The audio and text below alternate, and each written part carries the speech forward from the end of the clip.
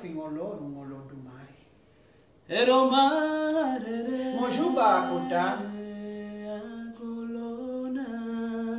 Mojuba todo bobo ego.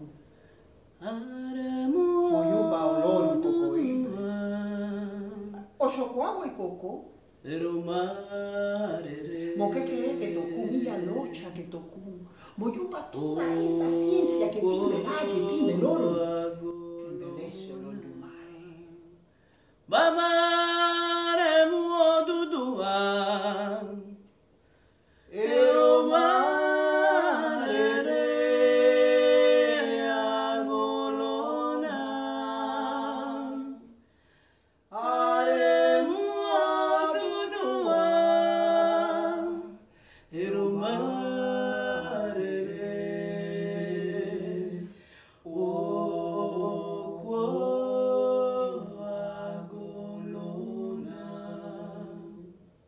Voici une île surgie de l'océan, allongée dans les eaux turquoises comme un long crocodile vert. Une île faite de plaines et de montagnes, des champs clairs, des plages blondes, des forêts à la végétation luxuriante, à la faune innocente. Chaleur, Lumière, odeur, saveur, sous le ciel tropical.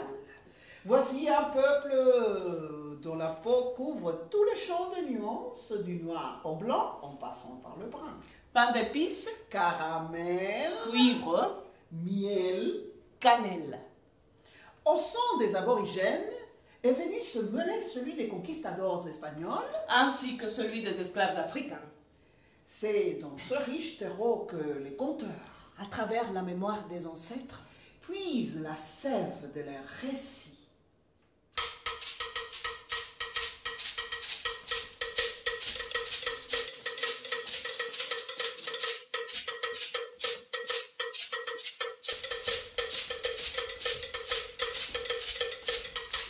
les orishas dansent avec des masques en métal et ils mangent assis sur des nattes de paille.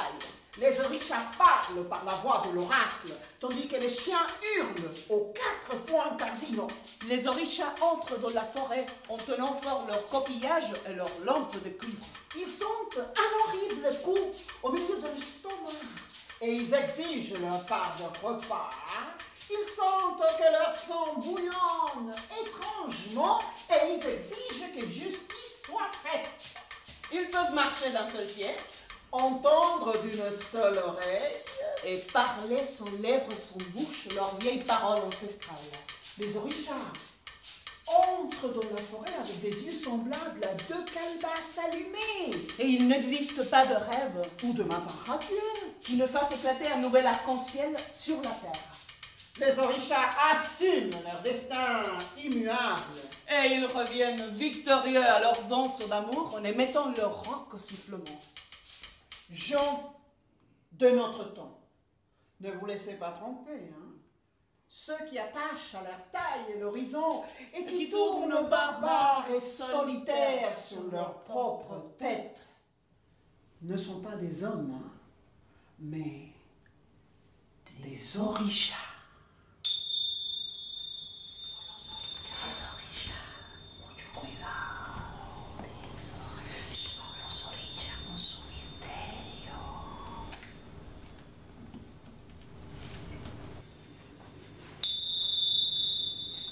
En el principio no había nada de nada.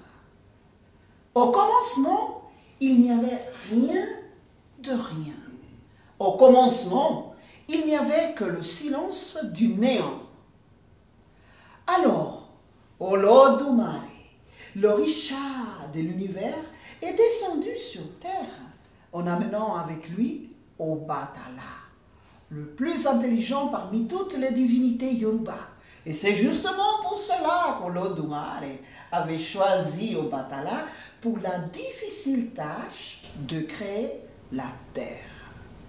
Pour bien comprendre mon conte, il faut savoir qu'à cette époque-là, notre belle planète était une immense masse liquide.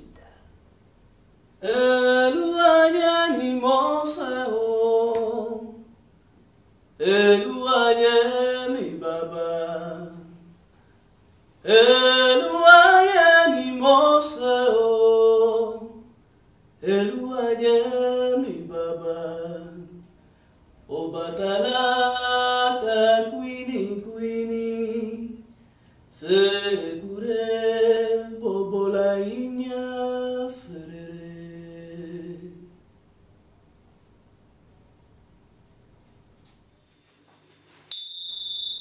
Devant un tel mystère, les hommes et les femmes étaient curieux. Ils voulaient savoir le pourquoi, le comment.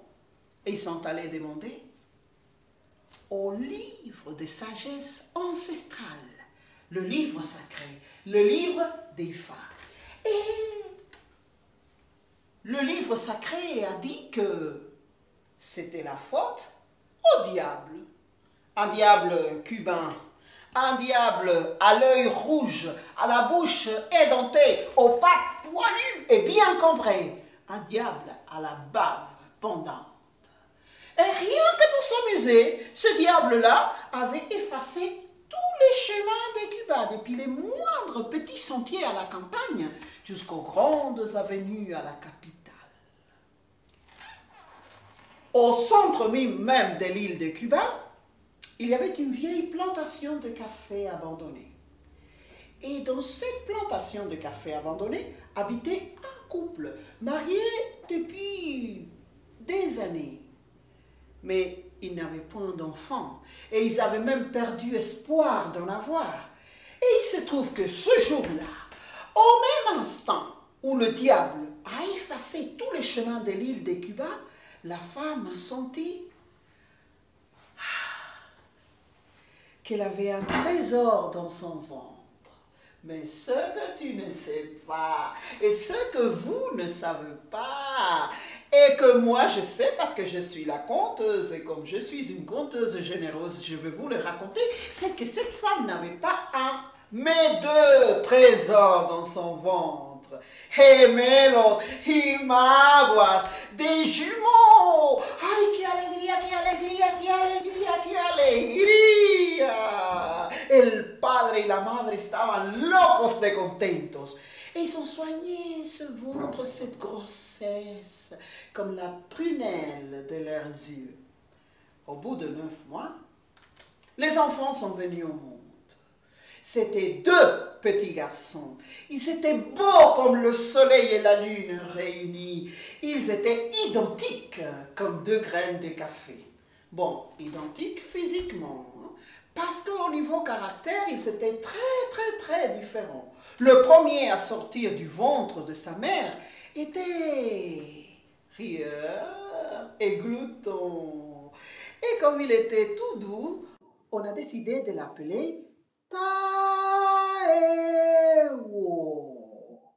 Tandis que le deuxième à sortir du ventre de sa mère était pleureur, ronfogné. Et celui-là, on a décidé de l'appeler Kainde. Mais Kainde et Taewo allaient toujours ensemble. Ces 2 frères ont grandi dans une belle complicité. Et en plus, ils ont hérité des ancêtres inconnus un talent très particulier, un talent pour la musique, et tout comme Michel, plus précisément pour la percussion. Ils tapaient sur tout ce qui bougeait, ils tapaient sur des tables, sur de petits cabots, sur des chaises, même sur les fesses de leur maman. Et lorsqu'ils se mettaient à jouer, il se passait quelque chose de magique. Personne ne pouvait arrêter de danser. Alors, le père, pour faire plaisir à ses enfants, a construit pour eux un instrument de musique très particulier. Un instrument de musique que vous pouvez voir ici, avec une partie un peu plus grande, qui a un son un peu plus profond. Ça va faire plaisir aux femmes. Ça, c'est la femelle, c'est comme ça qu'on l'appelle. Et on entend parler.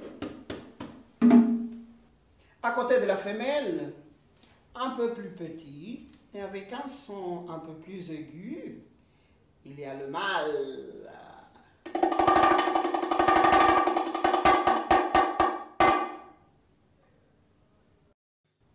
Oh mio Yemaya, Iyami, Yemaya,